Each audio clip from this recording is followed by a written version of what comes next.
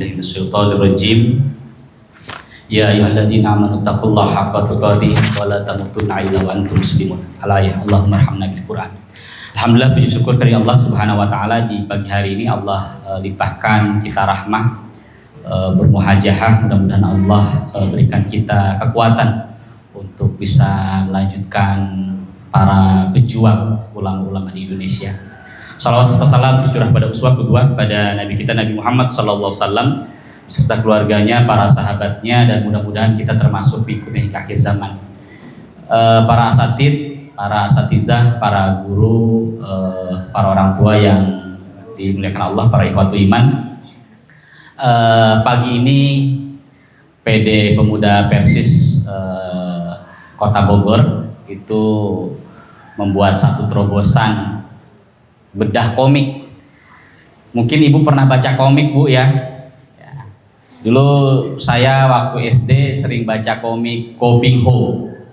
Ada komik Ko Ping Ho, ya, Pak Haji Kahyudi, ada komik Wiro Sableng, ya. Tapi ini kok ada komik ulama-ulama, ya, ulama-ulama Indonesia, para pejuang, ya. Insya Allah hari ini kita akan bedah komik Ahasan. Sambil kita nunggu pematerinya Ustadz Arta Wijaya, beliau ini penulis komik. Ada komik Muhammad Natsir, ada komik Buya Hamka, termasuk komik Haji Agus Salim. Jadi Bapak Ibu yang dimuliakan Allah, ini yang ada di depan saya, ini komik Rasuna Said. Komik ini, buku ini, ya, bisa dibaca bukan hanya untuk anak-anak kecil. Saya kalau di kereta, Bu, dari Bogor sampai stasiun Sawah Besar atau sampai stasiun kota, ya, itu selesai satu komik. Ya. Ibu yang dimuliakan Allah, ini komik sejarah. Karena komik sejarah, maka ditulis sesuai dengan data sejarah. Tetapi cara penyampaiannya, ya, itu dapat dibaca oleh anak-anak muda, bahkan anak-anak remaja, bahkan anak-anak kecil. Nanti ada kawan saya, Pak Thohir Bawazir, itu nulis komik tentang alam kubur. Ada 5 komik. Jadi ibu yang pengen mati, ya, kita juga pengen mati yang husnul khotimah. Itu ada komik 5 jilid hidup sesudah mati. Ya, ditulis dengan riwayat-riwayat yang sahih dan, ya, ditampilkan dalam bentuk, ya, bahasa anak, renyah, Bu. Ya. Nah, Bapak Ibu yang dimuliakan Allah, pemerintah kita ini itu banyak mengabadikan nama-nama jalan pahlawan. Ya, ada Jalan Juanda, ya, di Bogor, ada Jalan Kiai Soleh Iskandar, ya. Ada Rumah Sakit Marzuki Mahdi, ya, dan sebagainya. Kalau tidak ada nama jalan, memori kita, ingatan kita kepada pahlawan tentu bisa hilang. Tetapi karena nama jalan hanya dikasih nama jalan, tidak dijelaskan secara gamblang, ya, kehidupannya, perjuangannya, anak-anak muda kita, bangsa kita itu nggak tahu siapa. Contohnya Rasuna Said. Di jalan sepanjang Kuningan, Bu, itu ada jalan HR Rasuna Said, Hajah Rangkayo Rasuna Said. Orang menyangka dia adalah lelaki, padahal dia perempuan. Ini, Bu, lihat nih, ini orangnya. Ini kita buat, kita narasikan dalam bentuk komik, ya, dan ini pakai hoas, ya, yang biasa dipakai persistri. Beliau adalah seorang wanita muslimah yang memperjuangkan Islam, ya, di sidang konstituante, sekaligus tahun 30-an ditangkap oleh Belanda, ya, karena dianggap memprovokasi, lalu kemudian dibuang ke Semarang. Beliau satu kampung dengan Buya Hamka di Maninjau, ya. Orang taunya Hajar Rangkayo Rasuna Said itu adalah laki, padahal perempuan. Ya, saking Belanda takut sama Rasuna Said, ya, pidatonya, tulisannya, sampai Belanda menyebut sebagai singa betina dari Maninjau. Ditakut itu. Ya. Belum lagi, Ibu yang dimuliakan Allah, ada Jalan Juanda. Di setiap jalan besar pasti ada nama jalan Juanda. Di Bogor ada Jalan Juanda, di Depok ada, di Cianjur ada, di Jakarta ada. Pokok setiap kota-kota besar, jalan-jalan besar itu ada Jalan Insinyur Haji Juanda. Termasuk di Ciawi, kampus Juanda.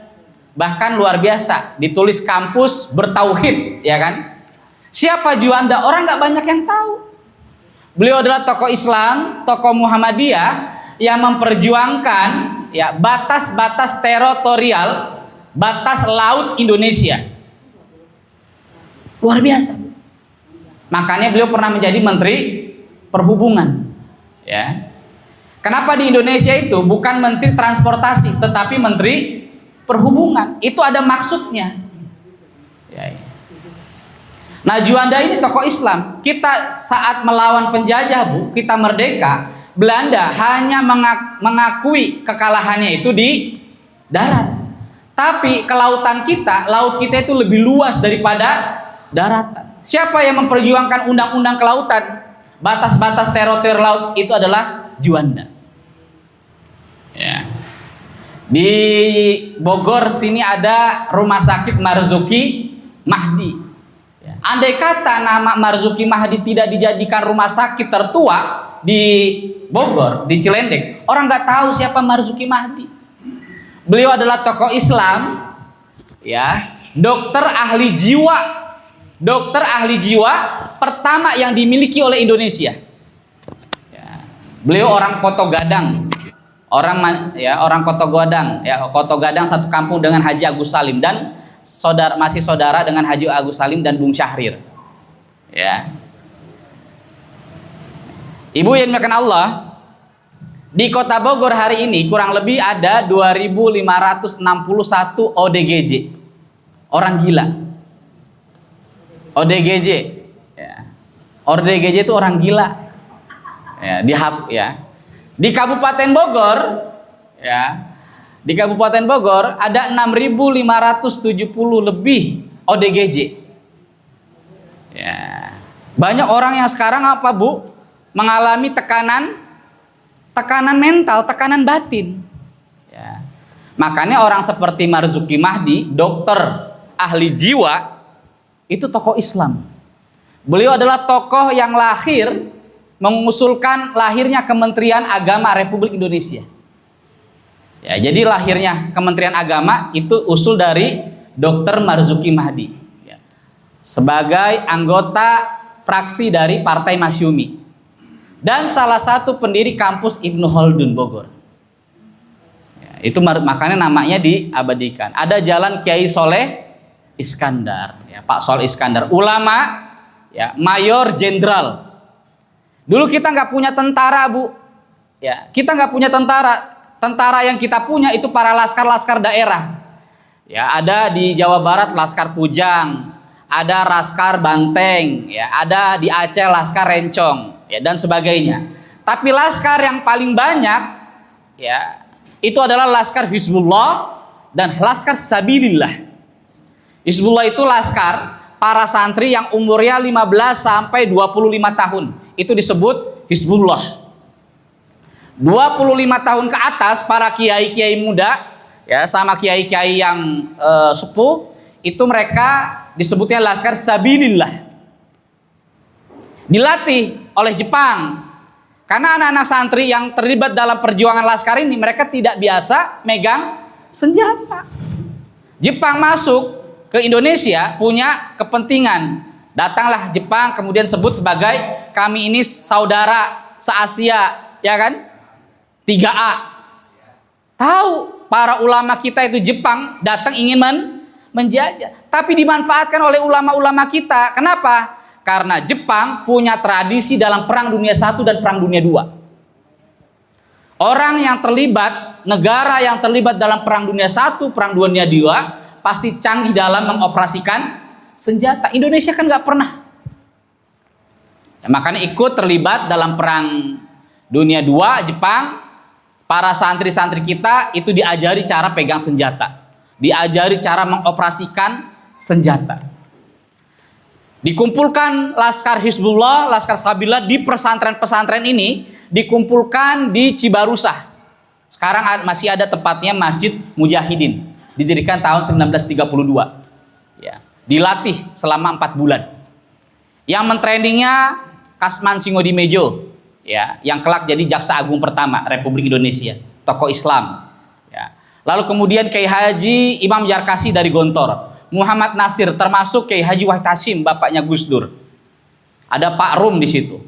Dilatih di Cibarusa, kemudian dilatih di Bogor. Yang sekarang jadi Museum Peta. Ya, kalau Bapak Ibu ke Istana Bogor, sebelumnya itu ada Museum Peta. Nah, di Museum Peta itu, disitulah dilatih para laskar-laskar. Cara pegang senjata, cara naik mobil tempur, ya, tank dan sebagainya. Ketika kita merdeka, selesai, apa yang terjadi? Para santri kita, para ulama kita yang berjuang, kemudian kembali ke barak, ke pondok pesantren. Ya, makanya seperti Pak Soleh Iskandar, beliau itu apa? Mayor, mayor jenderal, Bu. Ya. Tapi sampai sekarang belum dapat gelar pahlawan nasional. Ya, walaupun gelar pahlawan nasional itu kadang ya ada nuansa politiknya. Ya. Itu di Bogor. Lalu ada lagi Jalan Kiai Haji Abdullah bin Nuh. Ya. Siapa Kiai Haji Abdullah bin Nuh yang namanya diabadikan di sekitar Jalan Yasmin? Ya. Beliau adalah seorang ulama, ya, pergerakan, lahir di Cianjur, ya.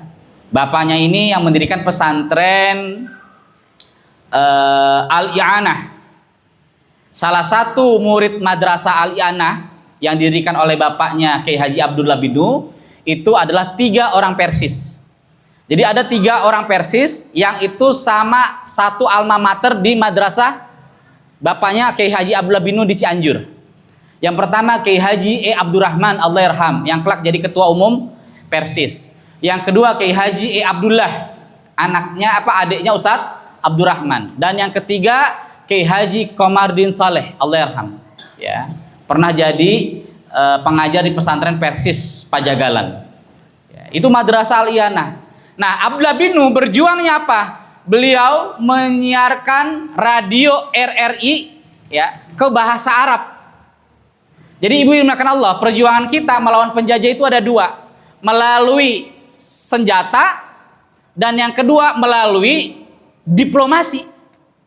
Senjata orang-orang seperti, nah alhamdulillah ini udah sampai pembicaraan Ustaz Arta. Bentar Ustaz ya, 3 menit lagi. Ya. Nah, perjuangan ya melalui diplomasi, ada senjata. Nah yang diplomasi orang-orang seperti Haji Agus Salim, A.R. Baswedan, Sujat Moko, ya, Bung Syahrir, ya, Bung Hatta, itu kan melalui perjuangan diplomasi mengenalkan dunia Indonesia ke internasional. Seperti Palestina hari ini, Bu. Palestina dalam sejarahnya perang, ya, melalui dulu senjata, sekarang melalui apa? Diplomasi.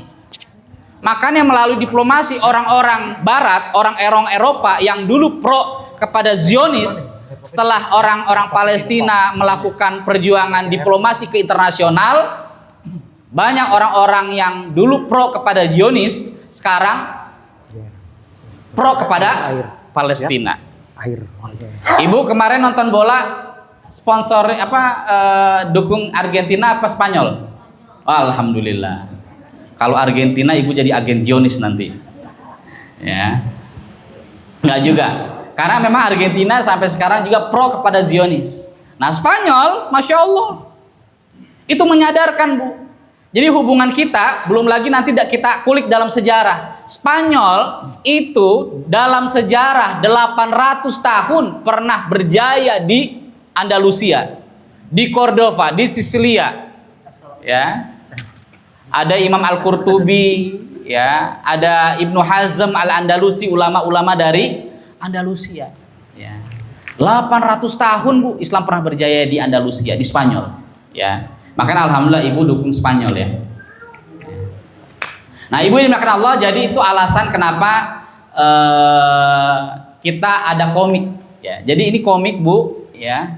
Ini buat anak-anak ibu. Wabil khusus alhamdulillah ditulis oleh Ustadz Arta, komik Ahasan, ya. komik Ahasan ya, ini buat cucu-cucu ibu, buat anak ibu. Saya baca dikasih sama Ustadz Arta ya, di kereta selesai. Saya kasih ke anak, yang SD dibaca. Ya. Saya netesin air mata ketika anak SD itu baca Ustadz Arta, komik antum, komik Ahasan, dia selesai baca, saya pengen jadi Ahasan Ustadz. Ya Allah, takbir. Jadi dengan komik itu Bu, kalau Ustadz Arta nulis buku sejarah, ya mungkin anak-anak kita itu nggak apa, kalau kata orang Betawi Pak Kahyudi, belum mudeng ya. Tapi dengan komik ini ya kita tulis, dan alhamdulillah beliau sudah nulis komik Muhammad Nasir, komik Syekh Ahmad Sorkati, wabil khusus komik Ahasan. Dan ini kita persembahkan ya, komik Ahasan ini di Jamiah Persis. Ya, jangan sampai orang Persis nih nggak baca.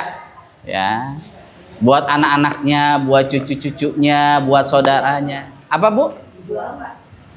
Kalau diterbitin dijual. Insya Allah nanti ada di luar, ya disiapin. Tuh udah ada yang nanya Ustadz Arta. Ya, dijual nggak? Dijual. Nah, ya, dijual ya. Dan itu akan dibaca di pesantren-pesantren Persis. Jadi pelajaran mengenal Persis ya akan menjadi semangat ketika mempelajari tokoh-tokohnya. Ya. Demikian yang saya bisa sampaikan, akan dibahas selanjutnya oleh Ustadz Arta. Biasa pengajian sampai jam berapa Ustadz? Ya. Baik, kepada Ustadz dan waktu tempat saya silakan. Ada.